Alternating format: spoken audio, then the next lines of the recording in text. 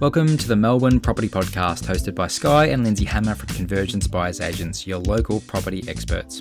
This podcast is your go-to source for insights, trends and tips on navigating the ever-changing Melbourne property market. Whether you're buying an investment property or your dream home, stay tuned for the next 30 minutes as we give you exclusive insights that will shape your next property purchase. Let's dive in. Hi, I'm Sky and welcome to another episode of the Melbourne Property Podcast. Today we've got a really practical topic that is going to work for both homeowners but also investors alike.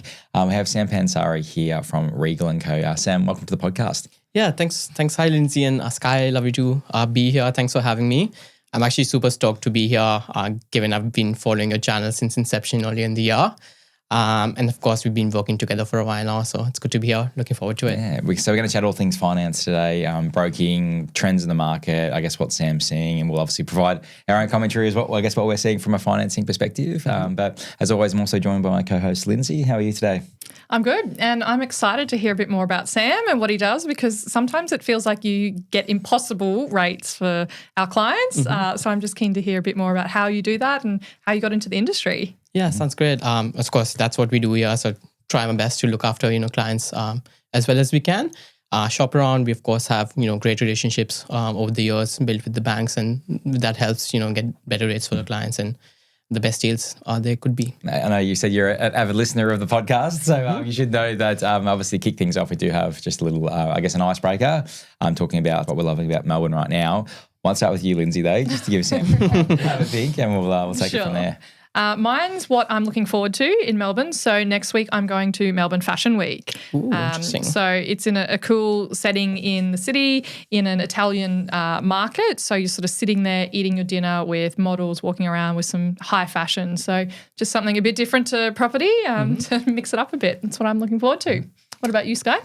For me, I'm going to say the Fringe Festival. So Melbourne Fringe Festival, it doesn't get as much attention as maybe the Adelaide Fringe and a few others. But my podcast producer just reminded me of that was on right now. So I'll probably try and get out and check out a few shows while I can. Great. Yeah. And what about you, Sam? What are you loving about Melbourne? Probably nothing as exciting as you guys, but definitely loving the weather getting a bit warmer. So I see more people walking around the beaches, cafes filling up, which is great to see. Personally, I'm a bit outdoorsy and I love trying new adventures. So I recently took a polo lesson and I got told I'm a natural. So it seems like I chose the wrong profession, apparently. All right, we might crack on with this episode then. Maybe if you could give some of our listeners a bit of background, how you got into mortgage broking and working with Regal and Co. Yeah, of course. So, of course, I'm originally from India, been here about a decade now. And I first started studying at Melbourne Uni doing my finance master's degree. So while I was there, I started working in finance, starting in financial planning. Then I moved into the banks, the big four, so ANZ and NAB. And from there, I actually started learning about mortgages and loans and whatnot. And that really interested me. So, and then moved on to the Peninsula, which I absolutely love living down there. But whereabouts are you on the peninsula? In Mornington. Oh, beautiful. So it's heaps to do there, especially in the summer weather. Yeah. So it's great. But then I wanted to become a broker just because I thought like a lot of investors or young clients in Australia are not super educated about loans and personal finances, which I really, want or focus on to educate them and help them, personally. So that's how I started and been broking for about 4 or 5 years now. Regal and Co, I moved there just because it gave me an opportunity to run the business, learn the in and outs of managing a small boutique firm, and been there about 3 years now. So from there, of course, got to meet you guys as well, given we're all local. So it's been a great experience so far. Amazing. Yeah, it's definitely not something that's taught in schools, finances and mortgages and how that all works. So it's great to see people getting out there and sort of trying to help people and educate them more about the process. Absolutely. So there is nothing in the curriculum about taxes, how to save. It's wild. Exactly right. How do you buy your first home and other things, which is where, brokers can come in and help and guide those people.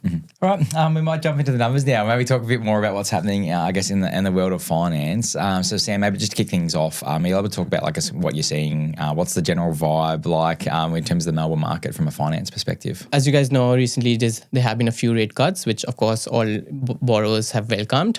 So that helps with, lower repayments, which allows for better cash flow. So everyone is really starting to get into the market, especially in Melbourne, because all the other states over the last 2-3 years have done really well. And with the interest rates reducing, normally market prices go up. So KPMG have even tipped that Melbourne should be leading the property boom next year. So it's all great signs for Melbourne, and we're seeing more and more clients now looking to, putting their interest in buying in Melbourne. It's really driven by that affordability in Melbourne. And when you compare it to other capital cities, Melbourne's like the third most affordable capital city, which is just wild. Yeah, exactly. You would never, put Melbourne in that bracket until just recently. Yeah, and I'd say like for us, like particularly from the investment side, like I feel like every day I'm getting a call or a message from someone on social media that is either Sydney-based or Perth-based. We have a lot of Perth-based clients at the moment. So again, I think they've ridden that Perth wave of capital growth. Some own investment properties, but a lot have just had their own occupy house rise so much in value that they're pulling their equity out and now moving it into the Melbourne market. Yeah. So we're seeing a lot from the investment side. Are you able to talk a little bit more about, I guess, from the first home buyers, the change of the 5% deposit scheme that was that's obviously brought in from 1st of October? Have you seen much impact from that just yet? Yeah, absolutely. Big impact. So we've already got more first home buyer inquiries than ever, just because now it fits into categories of people who are earning a bit more. Like, for example, I've got one client, they earn about more than $300,000 in combined income. They could never have qualified in that category. And for some reason, they're not able to save up that larger amount. But now they're able to get into the market. So that really you will see more and more clients get in the market with that. Yeah. But with that also property prices may jump up with that as you see more demand. Yeah, and we're seeing, I went through an inspection. We don't go to too many inspections on Saturdays. We obviously try and get through as many properties during the week as we can. And off market. Yeah, off market. But there was one property, it was really like underquoted.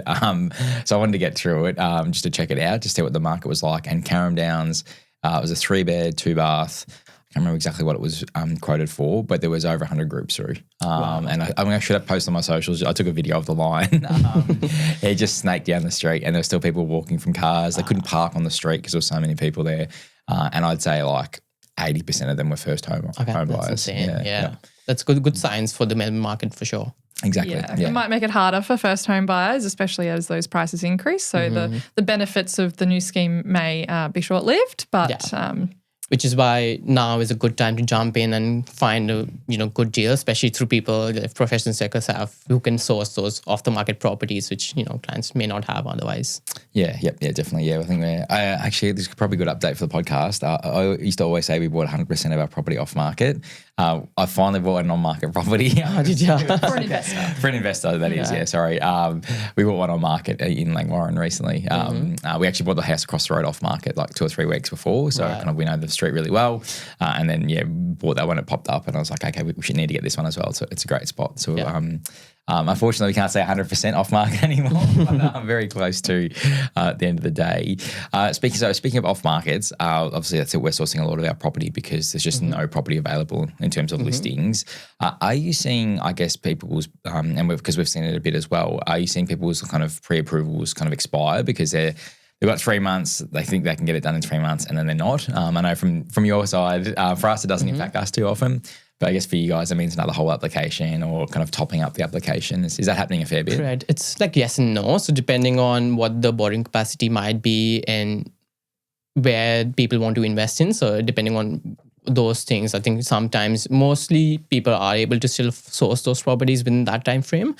I can see Melbourne auction clearance rate has also gone up from 58% to 72% over the last year. So that means, there's more sales happening every weekend, as you said earlier too.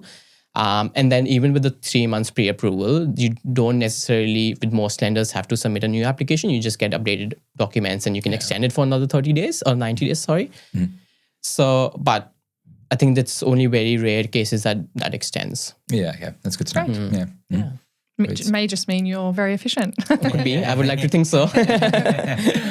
And in terms of, I guess you could put a percentage number on it, like, I guess what's your kind of split at the moment, like between first homeowners and homeowners versus investors?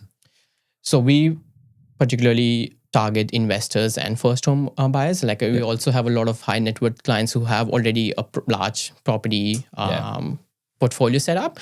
But I would say mostly we tend to target investors. So it would be probably say 60% investors and 30 to 40% owner occupiers or commercial. We do all sorts of loans. So there's like commercial borrowers and SMSs we do a fair bit too, and like maybe say 10-15% for first-time buyers. Yeah, interesting. Okay, yeah, it's a good mix. Exactly right. Good spread. Keeps us busy, which is great. Yeah, yeah. And I guess leading on from that, what are you kind of seeing? Like obviously we're very, very bullish on freestanding houses, 3-bedder, good land size, all that kind of stuff. What are you seeing most people kind of purchasing at the moment? Like, mostly our clients purchase off the plan properties. As you said, there's not much stock available, especially in and around the city. However, other suburbs like in the east, you can say Pakenham, Cranbourne, Traralgon is another one. A lot of people are purchasing. Druin. In the west side, there's Tarneet, Wyndham Vale. All these areas we see quite a few demand, like a fair bit of demand there, and people are still like buying and making really good returns over there. Yeah. Fun fact for you, my co-host here, Sky, is actually from Traralgon. Is he now? Okay, I couldn't guess that. Yeah, that's a good, for anyone that's listening at the moment, nice little hotspot. I guess ahead of the curve. If you're buying there now, I reckon you'll do quite well. So that's a nice little hot tip for someone. We may or may not be active down that way as well ourselves at the moment. So for those loyal listeners, maybe go check that one out or reach out if you want some help buying down that way. What sort of challenges are people facing at the moment? So we've had a few rate cuts. Are people finding it a bit easier now? Are they coping better with repayments? Absolutely. That's a really good question. So the burden has slightly dropped, of course, with the recent rate cuts. We still foresee a couple more rate cuts or 2 or 3 more rate cuts going into mid next year. But for now, I think it just has given people some breathing space, like especially with mortgage prisoners. The repayments were way too high. So that has now slightly dropped. And that way we can also refinance clients who want a lower repayment or better interest rates who are stuck earlier. And of course, with lower, reduced repayments, they can afford to pay more and cover more living expenses, which, have been going up as well recently. Yeah. Are you able to explain more about mortgage prisoners? Because it was a really interesting one, particularly when people wanted to refinance, but let's say their incomes had gone down or the rates had risen so much they couldn't actually go get a cheaper rate. Are you able to kind of explain that, I guess, for the listeners a bit? Yeah, absolutely. So even with that, there are a couple of lender policies. So we have about 100 lenders on our panel which we can work on. Some lenders allow different methods where it's easier to refinance. And like there's a servicing buffer. So if the rate is 6%, banks normally try to service your loan at 9%. Whereas with this policy, it's easier to service and which allows you to refinance, even if it is an investment or a home loan, principal interest only doesn't matter. Okay. So that is another, things brokers have access to that you can help you refinance earlier. Talking about wages, I think in most recent time, wages have continuously gone up. So hopefully most people are experiencing that, which again allows, with the lower rates, allows you to refinance easier. Yeah. So I guess it's not always about getting the lowest rate. You've got to really look at the terms as well and make sure that you're getting the best terms. And that's where a broker can help. Absolutely. And it could be a short-term thing as well. So in short term, if you want a lower repayment, even if you're paying slightly more higher interest rate, that solves your purpose. Later down the track, every year or 2 years, we can always review your loans and reduce it or go back to your lender, seek some more discounts, and that way you can have the best of the both worlds. Yeah, exactly. Yeah.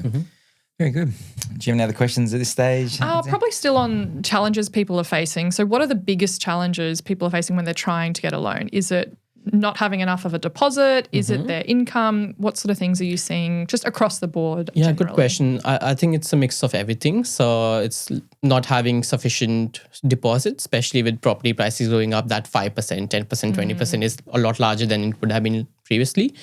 Also borrowing capacity. So income needs to be higher, or a lot of times people have personal debt like HEX loans, student loans, credit cards that they don't know of, or like buy now pay later facilities like Afterpay, ZipPay.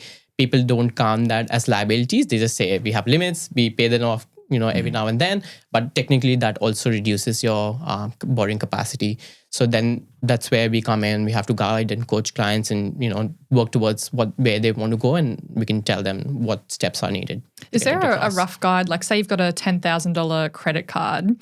Roughly how much could that reduce your borrowing capacity by? Yeah, so roughly given the numbers I have done, it reduces a 10,000 credit card would reduce your borrowing capacity by $50,000. Yeah. That's a big amount. Yeah. And it's a lot more than that 10,000. That's right, yes. Yeah. And I think it's worth pointing out as well, that's a $10,000 limit. It doesn't matter if you've got nothing on the credit card. That's just, it goes up based on what the limit is. That's right, because as well. bank would see that you can always cash out that limit and use that as a borrowing amount. And normally credit cards are much easier to get than home loans. So if needed, you can always close that for now. If needed in future, you can reapply later once you've got the home loan as well. Do you get much resistance to that? Sometimes, yes, especially when people have a lot of direct debits set up on that or, payments coming through. It's a nightmare, switching all of that. But that's where we can also jump in and try and offer our services to help clients with that too. But I get really good points. Exactly right. I only got one credit card. I've had it for 15 years. I feel like it was more of a travel one. So had really good rates, like international exchange rates. Right. But I've never always missed out on the points. I really should sort that out. And I only think of this now and your point about people having all the direct debits set up, because it happened to me recently. I had my card scammed, and so I had to cancel the credit card, and then like my gym membership stopped being paid, and all these other things. It's just absolute pain to try and have to sort out when you don't have a new credit card. So probably should have used that as a time to shop around and get a better one. But anyway, there's always bonus points on new cards as well. Exactly. So might get that. So maybe I'll do that. Yeah, get a nice low limit so it doesn't affect our borrowing capacity. So maybe now some trends and what we're seeing in the market. Have you noticed has there been any kind of big changes in terms of types of products available or anything like that? Not so much. Mostly there's like different policies all the time coming in the market. Like I said, the one I told you about, the servicing buffer. So now some lenders allow 1% servicing buffer instead of 3%, which allows for greater borrowing capacity. Yeah. There's also recently changed in the first home buyer 5% deposit scheme. There's also a lot of clients don't realize that for some occupations, like if you're a professional, like an accountant, lawyer, nurses, or physio, you can also get no LMI, which is lender's mortgage insurance. So you can go up to 90 or 95% without having to pay lender's mortgage insurance. And a lot of times I've seen cases where people have gone to other brokers or banks directly and they've paid it, even though they should not have, done that. Yeah. So that's another thing. There's also a super scheme where if you save up to $50,000 or contribute non-concessionally into your super, you can put up to $50,000 and that gets taxed at 15% rather than your marginal tax rate. And when you're ready to purchase your home, you can take that money out of your super. So again, that provides some more savings as well. Yeah, okay. There's a few things in that, again, people are not aware of, which can help them get to that higher borrowing or purchase price. Okay. Yep. And in terms of what you're seeing in terms of, I guess, fixed rates or interest only, that type of thing. Like I know when interest rates are high, people were taking, whether they're fixing maybe a bit lower, that type of thing. What are you kind of seeing in terms of trends at the moment? More people are curious now, but I personally am not recommending fixing rates just yet because, like I said, this should be more rate cuts going into next year. So if you fix your rates now, you will be losing out on all those reductions later on. However, we still do comparisons for people. So if you're really interested, someone really wants to budget and know their numbers, we would of course present it to them, and then you can make your own personal decision whether you want to fix it or wait, you want to still a variable rate, because fixing also comes at less money in offset. If you want to close that fixing term, banks normally charge you a fee to do that as well. So it comes at a price as well. Yeah. In terms of the repayment types, normally there's interest only or principal and interest. For investors, we do recommend going interest only. That really helps you with lower repayments, so better cash flow, and all that interest you're paying is tax deductible. So that helps you reduce your tax bill as well. Yep. And again, if people want to, some people just really like to pay down their loan, of course, you can get a cheaper interest rate with principal interest repayments as well. Yeah. Yep. Yeah, we're nearly always variable. Like I think, particularly if you're active in the property sphere and you're releasing equity to move things into buy other properties. I don't think I've ever been on fixed. Come to think of it, but yeah, you never know. Yeah. And as a rule of thumb, you should only start looking at fixing rates when the gap between the fixed rate and the variable rate is much closer, like 0.2 or 0.3%. If it is 0.5 or 1%, and that the gap is too much, that means it will move closer to each other. So that's when you start to, maybe some people also like to do 50% fixed and 50% variable. So you get the best of the world, both the worlds. So that's something you can consider. So definitely give me a call when you're ready. Sounds good. And you mentioned you have over 100 lenders on your panel. Are you seeing any trends, like people going towards, the big banks or non-bank lenders? Are there any trends in that side of things? It all depends on the scenario of the client. So depending on what their needs are, what their servicing are. Normally, we do a lot of loans with the major lenders. There's also second, third tier lenders who can offer a bit cheaper rate than the major lenders. So depending on what you really want, if you want a higher borrowing capacity, or sometimes as a business owner, your financials don't reflect the correct income, the true income of the business, that's where you can go low doc and construction loans and other things. So it's a mix of everything, but normally we would try to get the best deals for clients, which comes with major lenders mostly. Yeah. Yep. Yeah, in terms of better rates and whatnot.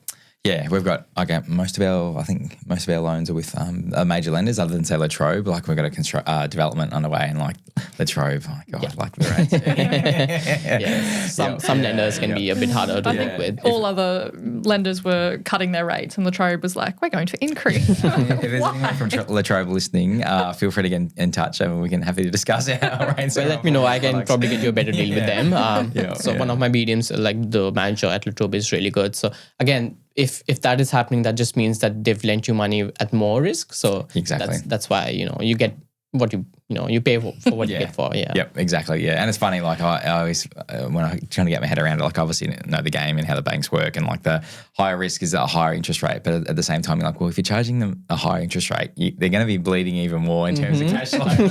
Just charge them a normal rate, then everyone you're contributing to the higher risk. Exactly right. Yeah. Yep. Does make sense. Exactly. Yep. So the other thing that we sometimes get asked, and when I say we, I'm talking more around our clients, particularly our FIFO clients, who they come to us, they got massive incomes, but either no deposit or lots of bad debt in terms of boats and that kind of thing. So I guess the actual question though is like, if you're looking to buy in the next, say, 6 months, what are some of the things you should be trying to work on? So I guess you look better in the bank's eyes to maybe improve your borrowing capacity and serviceability. Yeah, that's a really good question as well. So there's a few things, of course, making sure you have a good and clear credit history. So making sure you're paying your bills on time, any existing liabilities, are paying them on time. That really helps you get a better deal or go to a better lender. And of course, save as much as possible. So use that 12 months to have as large a deposit as possible. Even if you're borrowing more, you should have some amount in your buffer account just in case things go wrong. That's another thing. Of course, focusing on increasing your income. The more income, the better, the merrier. So that can't ever go wrong. And of course, consolidating and clearing all that personal debt. So if you have multiple debts, like you said, credit cards, boat loans, personal loans, car loans, whatnot, you can come to us or go to a bank, try and consolidate and focus on paying that off as soon as possible as well. So that would really help increase that borrowing capacity. Yep. I've got a similar question. What about people sort of in an older age demographic that sort of look at a 30-year loan and say, well, who knows if I'm going to be working in 30 years' time? Are there still products available for people in, their 50s, 60s, that sort of age group? You think they're old? I don't think they are. But I've had a lot of people come to me, and that's the rhetoric that they're going with. Is that in 30 years' time, if I'm not going to be working then necessarily. So how am I going to be servicing That's a very valid question. Yeah. Are these people more investors? Would you say? A bit of both. Yeah. So both. normally banks accept clients of all ages as long as you have an exit strategy. So as long as you can say at retirement, which again the statutory age is now 67, but most people are working even post that.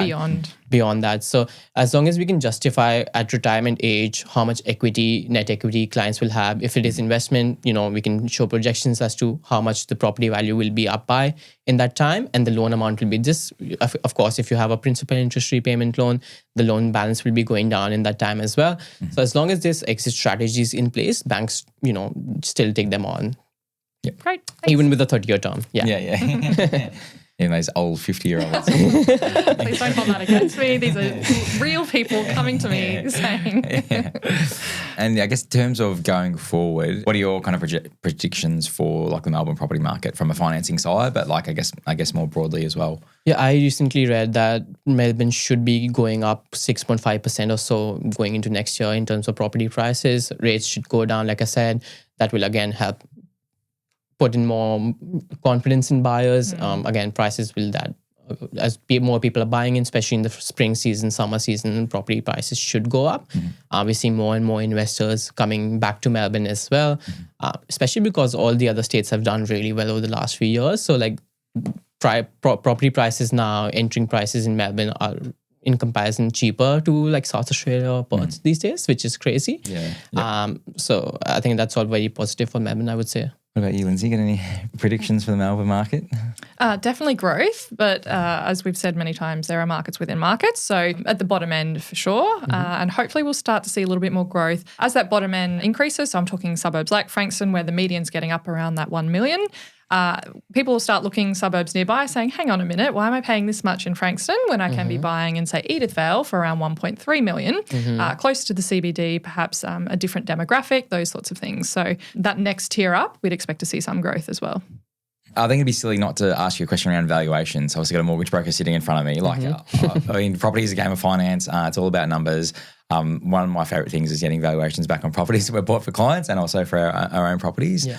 Are you able to talk a little bit more about, I guess, we'll unpack this a little bit, but the first one around like getting valuations for equity release, like are there particular lenders at the moment that you're seeing kind of offering up great valuations on properties? I know CBA was one for a while that was doing that. But yeah, able to talk maybe a little bit more about what you're seeing from that side of things. Yeah, of course. That's a really interesting one because valuations can be so subjective. There's no right or wrong way or a set amount that, if you do 5 valuations, they normally come back at different prices. Yeah.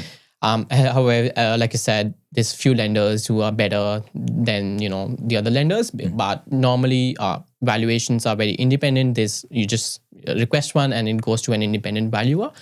However, say if you order one and it comes under the valuation you are expected, of course, you can try and get one with another bank, or the alternative would be to wait around for a few months and redo it because these valuations are only valid for 3 or so months. So again, in that way, you can always reorder it, wait a bit, or you just try your luck with other valuers and see how that goes. Yeah. I guess there's a difference too if it's going to be desktop or in person as well.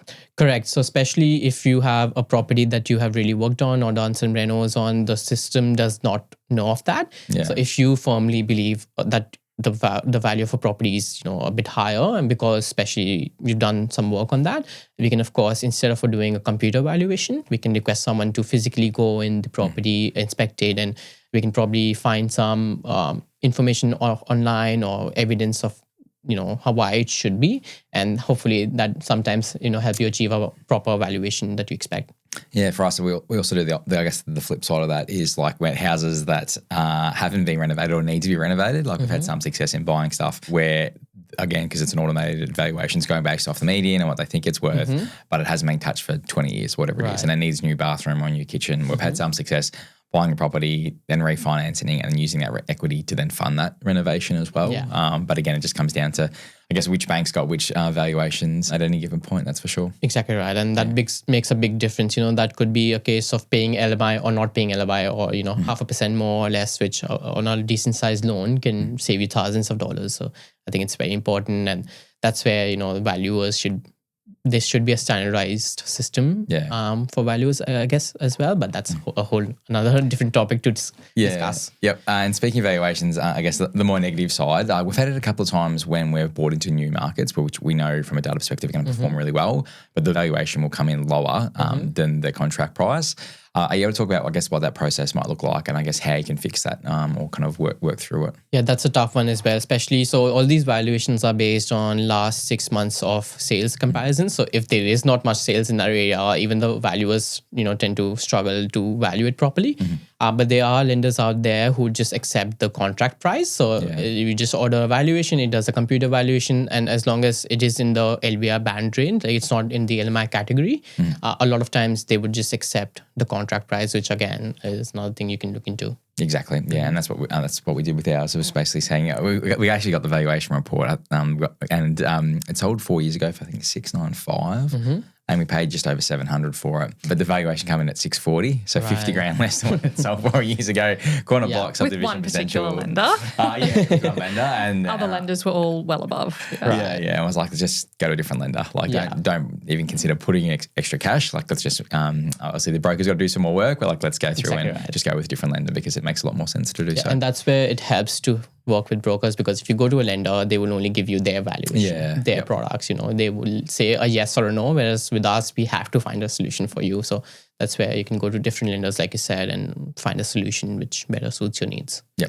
And I think it goes back to as well, just getting the best rates, not all that it's about. There's more to it, like the terms or which value are they going to use and those sorts of things. Exactly. And like you said, it's just not the rates. Sometimes if you want to buy a property for a particular range, even with the same income levels and expenses and whatnot, different lenders have different capacities, right? So even if in the short term you're paying higher interest rate, at least it's sticking to your goal for now, and then we can always review and get that reduced later.